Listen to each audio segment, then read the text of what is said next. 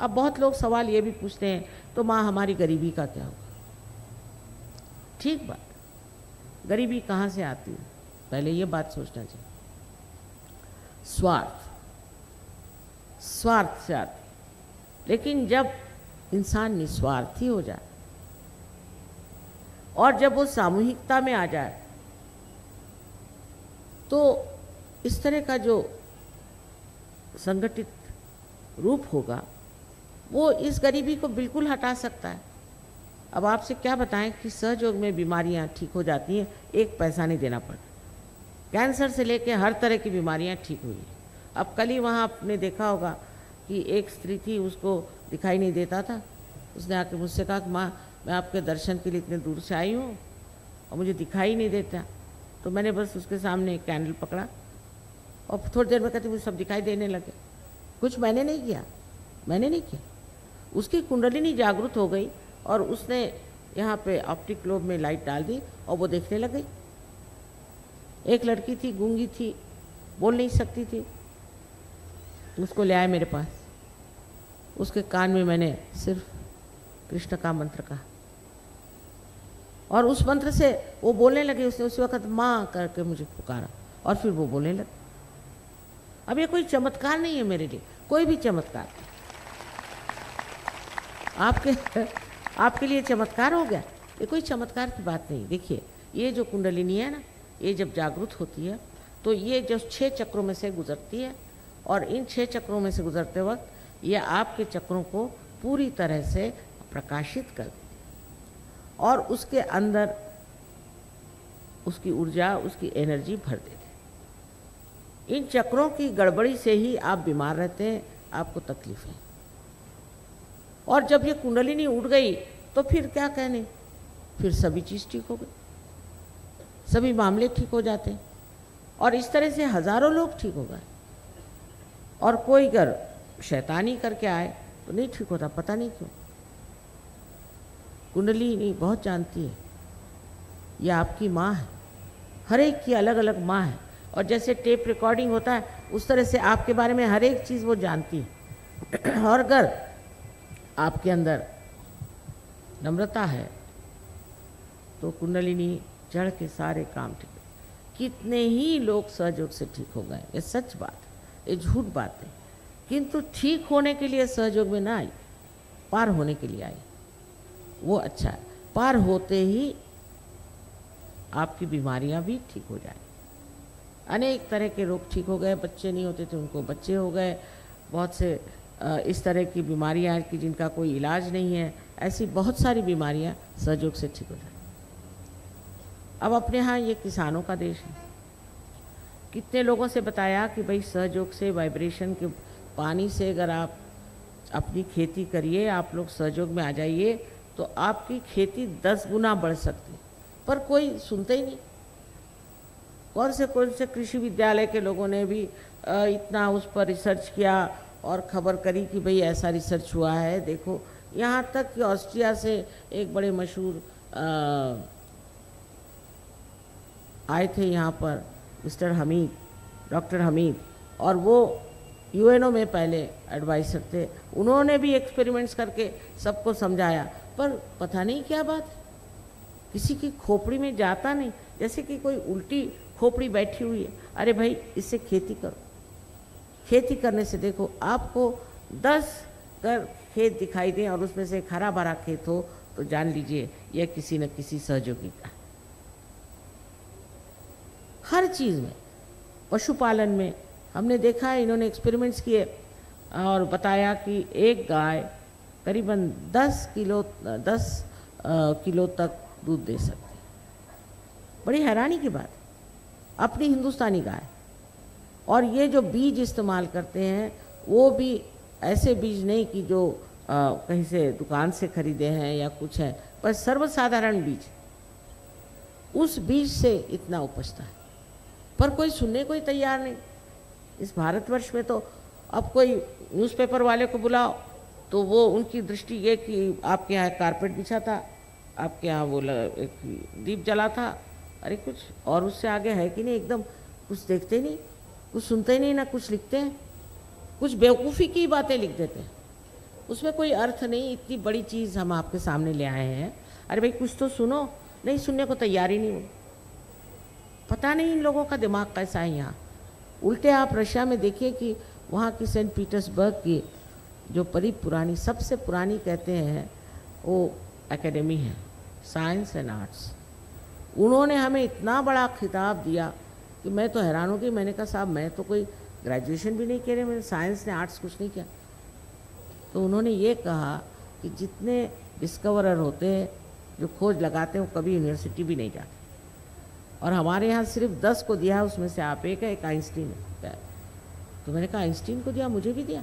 हाँ, आप तो आइंस्टीन से भी आपने बड़ी बारी खोज कर दी। और मैं इतनी शर्म के मारे मुझे समझ नहीं आया कि ऐसा कुछ मैंने काम तो नहीं किया। ये तो हमारी पुरानी चीज़ है, हमारे देश की यही धरोहर है, यही हमारा हेरिटेज है। कहाँ से कहाँ, कितने साल, 13,000 वर्ष पहले मार्कंडेय ने लिखा संस्कृत में। एक बात ज़रूर है कि पहले एक गुरु एक ही शिष्य को दिया, जैसे राजा जनक ने एक नचिकेता को दिया, और यही परंपरा थी। पर 12वीं शताब्दी में ज्ञानेश्वर जी ने अपने गुरु, उनके भाई साहब, उनसे कहा कि नहीं, मुझे आप इतनी इजाज़त दे दीजिए कि मैं इसके बारे में लिखूं, इतनी मुझे इजाज़त आप दीजिए। और जब उन्होंने लिखा, उनका जो ज्ञानेश्वरी में 6वां अध्याय है, उसमें कुंडलिनी बड़ा सुंदर वर्णन किया है, और इस कुंडलिनी के कारण ही आत्म प्रकाश को प्राप्त करते हैं, ये भी स्पष्ट रूप से लिख दिया। तो उस वक़्त जो धर्म मार्तंड थे, उन्होंने कहा ये सब बकवास है, ये निषिद्ध, कोई पढ़ो ही नहीं, इसको जानो ही नहीं, और काट दिया। आजकल भी ऐसे बैठे हुए हैं, कोई धर्म मार्तंड है तो कोई और तरह तरह के लोग जो कि अपने को बहुत अक्लमंद समझते हैं, और वो एकदम काट देने की वजह से वो लोप सा ही हो गया। पर तो भी एक गुरु के एक शिष्य होते। नाथपंथियों ने ये कार्य किया। अपने यहाँ 3 तरह के कार्य हुए, उसमें एक वेदों के कार्य हुआ, और उससे वेदांत, और एक भक्ति का कार्य हुआ।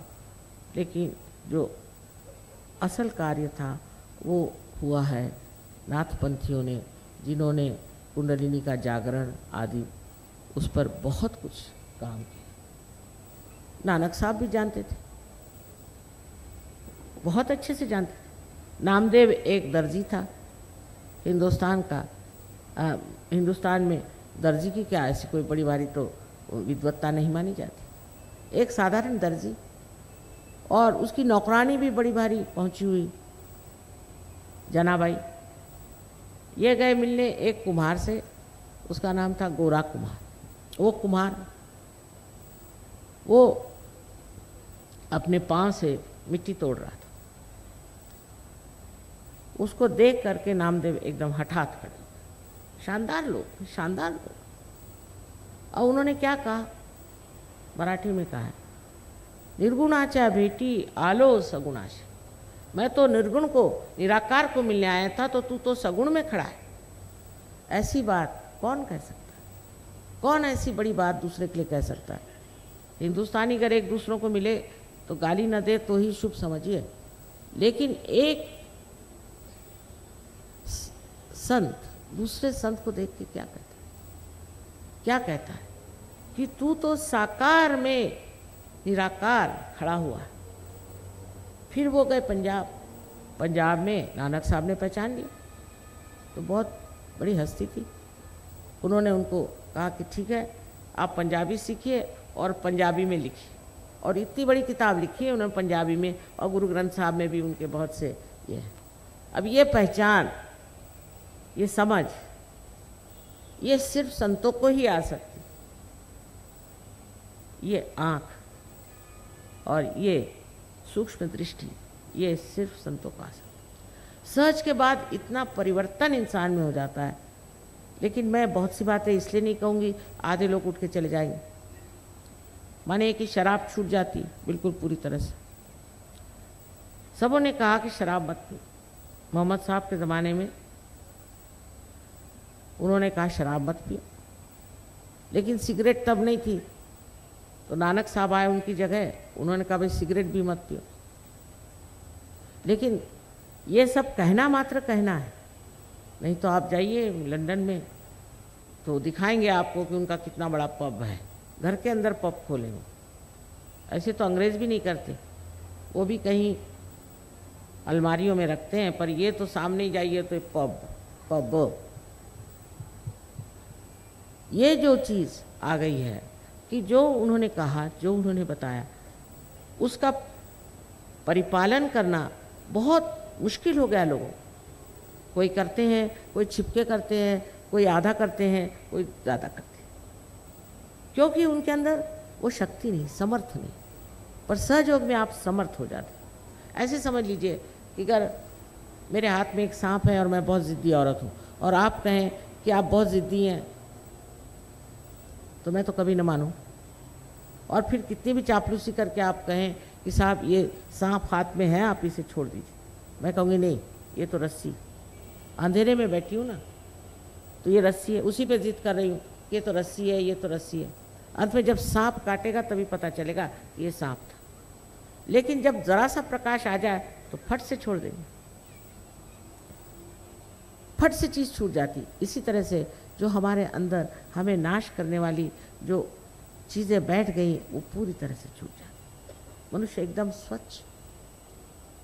हाँ, एक बात और बताएं कि अपने शहनाई के जो बड़े मशहूर शहनाई नवाज़ हैं, आप तो जानते हो, बिस्मिल्लाह खान साहब, वो एक बार आए थे हमारे यहाँ प्रोग्राम में, तो देखने लगे सब सहयोगी बैठे हुए हैं,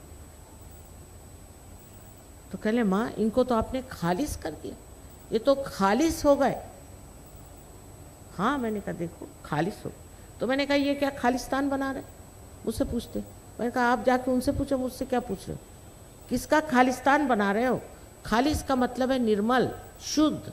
जब आप शुद्ध हो गए, ये बात उन्होंने कही थी कि तुम शुद्ध हो जाओ। और सिखों पे तो बड़ी ही मेहनत की है। ऐसे ही मुसलमानों की बात, मुसलमानों से कहा गया था कि कियामा नाम की एक बहुत बड़ी क्रांति की व्यवस्था की गई।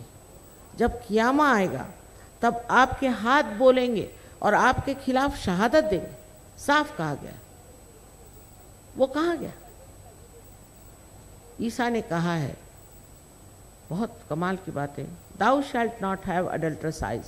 बताइए कितनी बड़ी बात। और मुझे दिखा दीजिए इन लोगों में से किसकी आंख साफ और शुद्ध और निर्मल है, मिलेंगे नहीं। वजह ये, उसमें किसी को दोष देने की बात, वजह ये है कि वो शक्ति अंदर नहीं है। जब वो शक्ति अंदर आ जाती तो आदमी निर्भय होकर के, निर्भय या निर्गुण गाता है। चारों तरफ से इस देश में आप देखिए तो न जाने कितनों ने कितना महत्वपूर्ण कार्य किया है।